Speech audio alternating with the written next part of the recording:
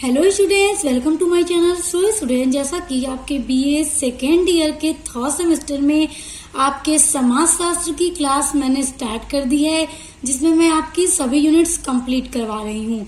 तो देखिए, मैंने आपका यूनिट नंबर 1 कंप्लीट करवा लिया है, तो उसके लिए आप चैनल पर विजिट करके वीडियो को जरूर देख लीजिएगा। उसके बाद आ जाते हैं आपके यूनिट नंबर 2 पर। तो आज के वीडियो में हम पढ़ेंगे आपका यूनिट नंबर 2। आपका यूनिट नंबर 2 है सामाजिक परिवर्तन के प्रकार, यानी सामाजिक परिवर्तन में कितने तरह के प्रकार हैं। तो देखिए, है उद्विकास, विकास, प्रगति और क्रांति। ये चीजें आपको पढ़नी है अपने यूनिट 2 के अंदर। तो देखिए, सामाजिक उद्विकास क्या होता है, सामाजिक उद्विकास कहते किसको हैं। देखिए, जब कोई वस्तु अपने सुगम रूप से जटिल रूप में परिवर्तित होती है, अथवा जब किसी वस्तु का कई स्थितियों में क्रमिक परिवर्तन होता है, तब उसे उद्विकास कहते हैं।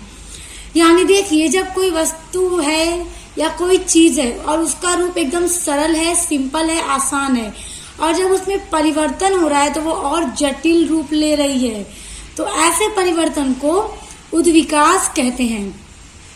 और देखिए स्टूडेंट, जो समाज है वो एक जटिल प्रक्रिया होती है, जिसमें क्या है, निरंतर परिवर्तन होता रहता है। और देखिए, आज के जो मनुष्य हैं, आज के मनुष्य जिस भी अवस्था में हैं, अगर हम बात करें उसके पहले की, तो पहले ये जो अवस्था आज के समाज की है, तो पहले समाज का ऐसा स्वरूप नहीं था जो अब के समाजों में हम देख रहे हैं। इसी प्रकार देखिए स्टूडेंट, जो समाज की धार्मिक, सांस्कृतिक और जो आर्थिक संस्थाएं होती हैं, इनका भी वर्तमान जो रूप है वो भिन्न हो चुका है पहले के समाजों से। पहले के समाज की जो संस्कृति थी, वहाँ का जो रहन सहन था, जो वहाँ की आर्थिक स्थिति थी, दूसरी तरह की थी, और अब की जो स्थिति है समाज की, वो दूसरी तरह की है। और हम अगर पहले की समाज की बात करें तो वहाँ तब का समाज, तब की जो संस्कृति थी, जो भी आर्थिक स्थिति थी और जो भी चीजें थी, सरल थी। जो धर्म, विवाह, ये सारी चीजें बहुत ही सरल थी। अब जैसे जैसे इसमें परिवर्तन आ रहा है, तो ये और भी जटिल होता जा रहा है। अगर इस स्टूडेंट्स हम एक उदाहरण लें विवाह का, तो पहले अगर विवाह करना रहता था तो कम खर्चे में, कम सजावटों में भी शादी विवाह हो जाते थे, बल्कि बिना सजावट के ही हो जाया करते थे। अब आप देख सकते हैं कि शादी में अब के लोग कितना ज्यादा खर्चे कर रहे हैं। बड़ी अच्छी से अच्छी डेकोरेशन होती है, ज्यादा से ज्यादा तरह के खाने पीने के आइटम भी होते हैं। तो ये क्या है कि जैसे जैसे परिवर्तन हो रहा है, तो ये परिवर्तन और भी जटिल होता जा रहा है। पहले विवाह करना सरल था, मगर अब जटिल हो गया है। तो जब कोई चीज आसान से जटिल की तरफ बदलती है, तो उसे उद्विकास कहते हैं। मैकाइवर एवं पेज एक डेफिनेशन देते हैं कि जो सामाजिक परिवर्तन में उद्विकास है वो क्या है। जब परिवर्तन में सिर्फ निरंतरता ही नहीं होती, बल्कि दिशा भी होती है, तब हमारा अभिप्राय उद्विकास से होता है। क्योंकि स्टूडेंट्स, इसमें लगातार परिवर्तन होता रहता है। उद्विकास एक ऐसी प्रक्रिया होती है जिसमें परिवर्तन रुकता नहीं है, वो लगातार होता रहता है। और इसमें स्टूडेंट्स एक दिशा होती है, एक निश्चित दिशा होती है, उसी दिशा में परिवर्तन होता रहता है। तो जब जो निश्चित दिशा में अगर परिवर्तन हो रहा है, तभी हम कहेंगे कि यह क्या है, ये उद्विकास है। स्टूडेंट्स, जो उद्विकास है वह 2 शब्दों से मिलकर बना है। पहला है सामाजिक प्लस उद्विकास, यानी सामाजिक और उद्विकास, इन दोनों शब्दों से मिलकर बनता है सामाजिक उद्विकास। इसमें सामाजिक का जो तात्पर्य होता है समाज से होता है, यानी सामाजिक का मतलब समाज से मतलब है। और जो उद्विकास होता है वो अंग्रेजी के इवैल्यूएशन शब्द का रूपांतरण है, यानी उद्विकास को इंग्लिश में इवैल्यूएशन कहते हैं। और जो इवैल्यूएशन शब्द है, इसकी उत्पत्ति हुई है, इवैल्यूएट शब्द से इसकी उत्पत्ति हुई है। अब देखिए, यहाँ पर ई का मतलब होता है बाहर की ओर, यानी इवैल्यूएट में जो ई का मतलब होता है वो बाहर की तरफ होता है, और वोलेरो जो है उसका अर्थ होता है फैलाव, यानी बाहर की ओर फैलाव का मतलब होता है इवैल्यूएशन। अब हम देखें सामाजिक उद्विकास, तो देखिए सामाजिक उद्विकास का तात्पर्य समाज के बाहर की ओर फैलाव से है, यानी जो हमारा समाज है, जब इसमें फैलाव हो रहा है वो बाहर की तरफ हो रहा है, एक निश्चित दिशा की तरफ हो रहा है, तो हम ऐसे परिवर्तन को कहते हैं कि उद्विकास हो रहा है। जिसमें एक सरल विशेषता अथवा वस्तु किसी जटिल अवस्था में आ जाए। अभी मैंने आपको एक एग्जाम्पल के थ्रू समझाया था कि इसमें पहले क्या होता है कि सरल अवस्था में होता है, लेकिन जब उसका विकास होता है, उसमें परिवर्तन होता है, तो वो जो उसका सरल रूप था वो उससे जटिल रूप में बदल जाता है। और जब कोई भी चीज सरल से जटिलता की तरफ बदलती है, बढ़ती है, तो हम उसे सामाजिक उद्विकास कहते हैं। इसमें होने वाला परिवर्तन अनेक स्तरों के माध्यम से होता है और प्रत्येक जो वस्तु है परिवर्तन के साथ जटिल रूप ले लेती है। यानी स्टूडेंट्स, सामाजिक उद्विकास में जब परिवर्तन होता है तो वो कई माध्यम से होता है, कई स्तरों से होता है, और जब ये बदलती है तो एक क्या है, जटिलता का रूप ले लेती है।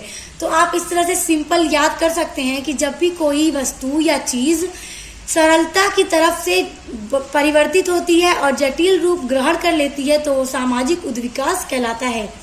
आई होप कि सामाजिक उद्विकास आपको समझ में आ गया हो। अब देखिए, आपका अगला टॉपिक है सामाजिक उद्विकास की क्या विशेषताएं हैं। स्टूडेंट, जब एग्जाम में प्रश्न पूछा जाता है तो कहा जाता है कि सामाजिक उद्विकास का क्या अर्थ है, स्पष्ट करते हुए उसकी विशेषताओं का वर्णन कीजिए। तो अर्थ उम्मीद करती हूँ समझ में आ गया होगा। अब विशेषताएं पढ़िए, क्योंकि विशेषताएं एग्जाम में जरूर पूछा जाता है। देखिए, पहला है सामाजिक उद्विकास की एक निश्चित दिशा होती है। देखिए, सामाजिक जो उद्विकास होता है स्टूडेंट, उसकी एक निश्चित दिशा होती है कि इसी दिशा में, इसी डायरेक्शन में परिवर्तन होगा, तो वो उसी दिशा की ओर परिवर्तन होता रहता है, बदलाव होता रहता है। और कोई भी वस्तु का जब बदलाव हो रहा है उसकी निश्चित दिशा में, तो वो अपने सरलता का जो रूप था वो धीरे धीरे जटिलता का रूप ग्रहण कर लेता है। तो ये आप याद रखिएगा कि सामाजिक उद्विकास में हमेशा उसकी निश्चित दिशा होती है और वो उसी दिशा में परिवर्तन होता रहता है। दूसरा है सामाजिक उद्विकास निरंतर होता रहता है, कभी रुकता नहीं है।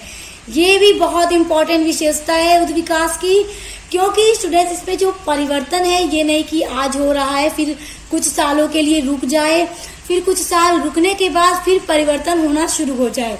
सामाजिक उद्विकास में ऐसा कुछ नहीं होता, परिवर्तन लगातार रोज रोज होता रहता है।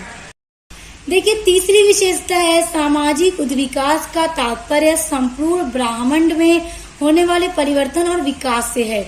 यानी स्टूडेंट्स, पूरे ब्रह्मांड में अगर कोई परिवर्तन हो रहा है, कोई विकास हो रहा है पूरे ब्रह्मांड में, पूरे यूनिवर्स में, तो उसका अर्थ हम सामाजिक उद्विकास से लगाएंगे, क्योंकि सामाजिक उद्विकास का मतलब ही यही होता है कि पूरे ब्रह्मांड में परिवर्तन हो रहा है और उसका विकास हो रहा है। उसके बाद अगला है उद्विकास की प्रक्रिया सरल से जटिल की ओर बढ़ती है। ये तो बहुत इंपॉर्टेंट है, आप इससे इसको इजिली याद कर सकते हैं कि हमेशा सरल रूप से क्या है, जटिलता की तरफ बढ़ता है। कभी भी इसमें ऐसा नहीं होता कि जटिलता से सरल रूप ले, बल्कि ये सरल से हमेशा जटिलता की तरफ बढ़ता रहता है। उसके बाद देखिए, अगला है सामाजिक उद्विकास की स्वतः चालित है, व्यक्तियों और उनके प्रयासों के फलस्वरूप चालित नहीं होती। यानी स्टूडेंट, जो सामाजिक उद्विकास है, जो समाज में सामाजिक उद्विकास होता है, वो स्वतः चालित है, यानी वो खुद से अपना परिवर्तन करता रहता है। उसे मनुष्यों की जरूरत नहीं पड़ती कि मनुष्य के हिसाब से उसमें परिवर्तन होगा, क्योंकि बहुत सारी चीजें ऐसी हैं कि जब मनुष्य उन कामों को करता है तभी उसमें हम परिवर्तन देखते हैं। मगर सामाजिक उद्विकास में ऐसा कुछ भी नहीं है, ये हमेशा चलता रहता है। इसे व्यक्तियों की आवश्यकता नहीं पड़ती कि व्यक्ति क्या है, कोशिश करेगा, प्रयास करेगा तो फिर सामाजिक उद्विकास होगा। तो यहाँ ऐसा कुछ नहीं होता, ये अपने आप होता रहता है। अब देखिए स्टूडेंट, सामाजिक उद्विकास के सिद्धांत मोस्ट इम्पॉर्टेंट टॉपिक है। सामाजिक उद्विकास के सिद्धांत अक्सर पेपर में पूछ दिया जाता है। और देखिए स्टूडेंट्स, क्वेश्चन बन सकता है कि सामाजिक उद्विकास के सिद्धांतों का वर्णन कीजिए, या पूछ सकता है कि सामाजिक परिवर्तन में उद्विकास के क्या सिद्धांत हैं, वर्णन कीजिए। तो आपका आंसर यही होगा। तो अब देखिए सामाजिक उद्विकास के क्या सिद्धांत हैं। तो देखिए स्टूडेंट्स, कुछ विद्वान हैं, कुछ समाजशास्त्री हैं जिन्होंने अपने अपने सिद्धांत दिए हैं सामाजिक उद्विकास पर। तो आइए उन सिद्धांतों को समझते हैं। देखिए, पहला सिद्धांत है डार्विन का उद्विकास सिद्धांत। डार्विन एक समाजशास्त्री रहे हैं, इन्होंने एक उद्विकास का सिद्धांत स्पष्ट किया है। डार्विन को विकासवादी सिद्धांत का जनक कहा जाता है। देखिए, विकासवादी सिद्धांत का जनक डार्विन को कहा जाता है। इन्होंने सर्वप्रथम यह मत प्रतिपादित किया था कि मनुष्य के पूर्वज बंदर थे। यानी स्टूडेंट्स, डार्विन ने ही ये बात सबसे पहले कही थी कि जो मनुष्य के पूर्वज थे वो बंदर थे। यानी जो मनुष्य आज हमें दिख रहे हैं, जैसे हम लोग दिखते हैं, जो हमारा रूप है, तो पहले ये बंदर की तरह दिखते थे, फिर धीरे धीरे क्या है कि ये मनुष्य का रूप ग्रहण कर लिए। तो इस बात को कहने वाले सबसे पहले जो शख्स थे वो डार्विन थे, जिन्होंने कहा था कि मनुष्य के पहले जो थे वो बंदर थे, उन्हीं से क्रमशः मनुष्य का विकास हुआ है।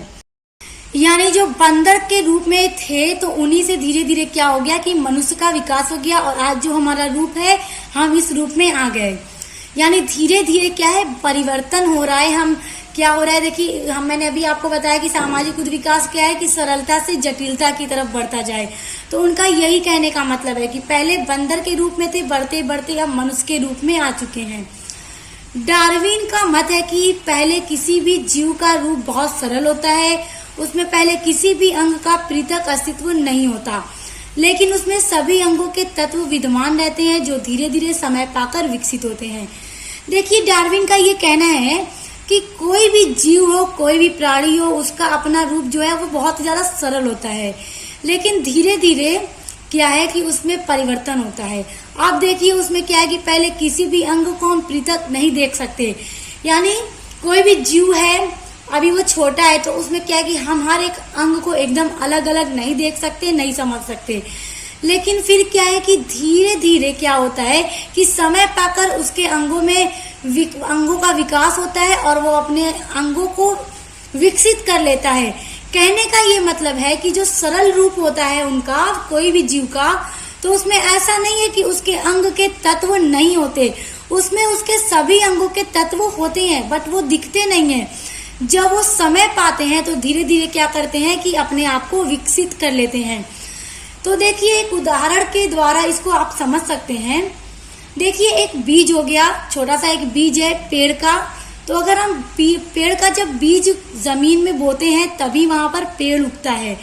तो जो छोटा सा बीज है, जब हम उसे जमीन में बो देते हैं स्टूडेंट्स, तो क्या कोई जानता है कि ये बड़ा होकर किस तरह के पेड़ का रूप ले लेगा? देखिए, जब बीज को जमीन में बो दिया गया तो हमें ये तो पता है कि ये जब बीज धीरे धीरे बड़ा होगा तो एक वृक्ष का रूप ले लेगा। लेकिन क्या है कि वृक्ष जब बड़ा हो जाता है तो उसके सब अंग हमें अलग अलग दिखने लगते हैं। उसकी शाखाएं, उसकी पत्तियां, उस पर लगने वाले फल या जो भी फूल होते हैं हमें अलग अलग दिखने लगते हैं। तो उसी पेड़ का एक छोटा सा बीज है, तो क्या हमें पता चल रहा है कि इसमें कौन कौन से अंग हैं? हमें नहीं पता चलता।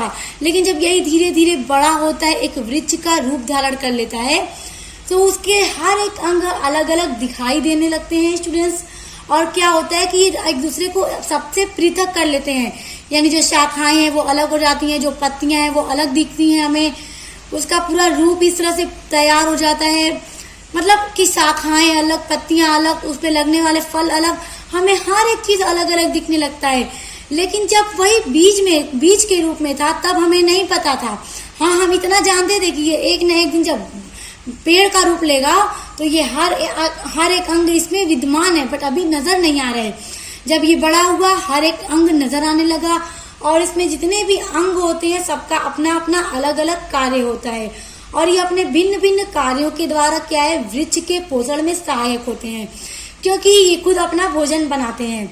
किसी अंग का काम होता है धूप लेना, किसी अंग का काम है पानी को ग्रहण करना, और किसी अंग का क्या काम होता है कि वायु प्राप्त करना, और किसी अंग का काम है पेड़ की रक्षा करना। तो इसी तरह क्या है कि मनुष्यों में भी विकास होता है, हर एक चीज में विकास होता है, और सभी चीजें क्या है, सरलता से जटिलता की तरफ बढ़ जाती हैं। जब बीज था कितना सरल रूप था, पेड़ के रूप में जब वो उगा तो क्या है, कितना जटिल रूप हो गया। तो ये है डार्विन का उद्विकास सिद्धांत। आई होप कि आपको समझ में आ गया होगा। अब देखिए, दूसरा सिद्धांत है हर्बर्ट स्पेंसर का उद्विकास सिद्धांत। अब इनके सिद्धांत के द्वारा देखिए ये क्या कहते हैं। देखिए, इनके जो सिद्धांत हैं इसमें ये कहते हैं कि जो सामाजिक उद्विकास है वो सरल से जटिल की ओर होता है। जैसा मैं आपको अभी बता चुकी हूँ, पहले समाज सरल था, अब जटिल हो गया। स्टूडेंट्स, अगर आज के टाइम से पहले के हम समाजों के बारे में चर्चा करें तो तब के समाजों में शादी विवाह, सोच विचार लोगों का और जो संस्कृति, जो रहन सहन थी, काफी सरल थी। मगर अब के समाज में ये सारी चीजें बहुत जटिल हो गई हैं। उसके विभिन्न अंग आपस में इतने घुले मिले थे कि उनका पृथक अस्तित्व नहीं था। यानी कि पहले के समाज के जो लोग थे, वहां के लोगों में इतना ज्यादा घुले मिले थे कि उनका हम अलग अलग अंग नहीं देख पाते थे। मगर अब क्या है कि इनका रूप क्या है, एकदम अलग अलग हमें दिखाई देता है। तो यहाँ पर स्पेंसर पहले का उदाहरण देते हुए बताते हैं कि क्या है, एकदम घुले मिले थे आपस में इनके अंग, तो हम उनको अलग अलग यानी पृथक अस्तित्व में नहीं देख पाते थे। इनका रूप भी अनिश्चित था, यानी इनका अपना एक रूप नहीं था। इनके बीच कोई संबंध नहीं होता था, किंतु व्यक्तियों के विचारों और अनुभव में परिवर्तन के साथ सामाजिक जीवन के विभिन्न पक्ष या अंग स्पष्ट होकर अलग हो गए हैं। यानी पहले के टाइम में लोग घुले मिले होते थे, आपस में सभी अंग लोगों के मिले रहते थे, तो हम उन्हें अलग अलग देख नहीं पाते थे। उनका अपना एक अलग से रूप निश्चित नहीं था। लेकिन जैसे जैसे इसमें परिवर्तन हो रहा है तो सभी अंग अलग अलग हमें स्पष्ट होते हैं। जैसे परिवार अलग हमें स्पष्ट होता है, राज्य अलग स्पष्ट होता है, कारखाना अलग हो गया, संघ अलग हो गया, ग्राम नगर, हर एक चीज हमें अलग अलग अब स्पष्ट होती दिखाई पड़ती है। उसके बाद देखिए स्पेंसर फिर कहते हैं, समाज के ये अंग जैसे जैसे स्पष्ट होते गए, यानी पहले तो स्पष्ट नहीं होता था, सब एक ही में मिला जुला था। अब लेकिन जैसे जैसे एकदम अलग अलग होता गया तो उनमें श्रम विभाजन और विशेषीकरण होता गया। श्रम विभाजन का क्या मतलब है स्टूडेंट्स, देखिए पहले किसी भी कार्य को जब करना रहता था तो हर एक व्यक्ति यानी जितने भी व्यक्ति थे सब मिलकर हर काम को पूरा कर लेते थे। लेकिन अब जैसे जैसे जटिलता होती जा रही है तो वैसे वैसे काम करने के लिए भी अलग अलग लेबर की जरूरत पड़ती है। कि मतलब बड़े बड़े कारखाने हैं तो उन्हें क्या है, उनमें लेबर को बांट दिया जाता है, तुम्हारा काम है मशीन से उत्पादन कर निकालना, तुम्हारा काम है यहाँ का देख रेख करना, तुम्हारा काम है लेबरों पर ध्यान देना कि कौन काम कर रहा है कौन नहीं। मतलब खेती करने की अगर बात करें तो एक खेती करेगा तो एक क्या है हल जोतेगा, मतलब अलग अलग सबका काम हो गया है, श्रम विभाजन हो गया है। और पहले जब ये सारी चीजें सरल थी तो सभी लोग मिलकर हर एक काम को कर लेते थे। लेकिन जैसे जैसे ये अलग अलग स्पष्ट होती गई तो श्रम का भी विभाजन हो गया, यानी ये भी बट गया। फलस्वरूप हर अंग का एक विशेष कार्य हो गया, यानी जैसे जैसे बढ़ता गया हर एक अंग का अलग अलग कार्य हो गया। जैसे परिवार का कार्य स्टूडेंट्स अलग हो गया, राज्य का कार्य भी अलग हो गया, और उसके अलावा जो कारखाने का कार्य है वो भी अलग हो गया कि कारखाने का जो कार्य वो अलग लेबर करेंगे, और श्रमिकों का कार्य अलग हो गया कि श्रमिकों को क्या कार्य करना है।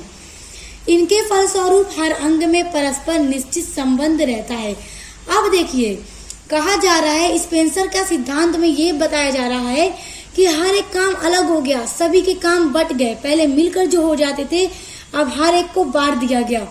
बांटने के बाद भी क्या है कि हर एक अंग में कहीं ना कहीं संबंध अभी भी बाकी है, और वो संबंध क्या है उसको समझिए।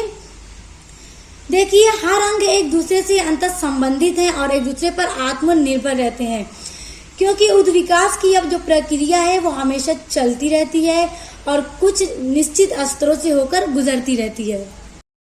जैसे देखिए जो परिवार है वो राज्य पर निर्भर है और जो राज्य है वो परिवार पर निर्भर है। तो देखिए परिवार का काम अलग हो गया, राज्य का काम अलग हो गया, सबका काम तो अलग हो गया, मगर फिर भी कहीं ना कहीं अभी संबंध बाकी है, दोनों एक दूसरे में संबंध है। तो इस तरह हम कह सकते हैं कि सब एक दूसरे पर आत्मनिर्भर है, भले ही काम अलग हो गया। तो ये था हर्बर्ट स्पेंसर का उद्विकास का सिद्धांत। आई होप कि आपको समझ में आ गया होगा। सो स्टूडेंट्स, अपने आगे की सभी यूनिट्स को पढ़ने के लिए आप मेरे चैनल को सब्सक्राइब करके बेल आइकन को प्रेस कर लीजिए, क्योंकि मेरे चैनल पर आपको अपने सभी सब्जेक्ट की क्लास पढ़ने के लिए मिलेंगी। तो हम मिलते हैं नेक्स्ट वीडियो के साथ।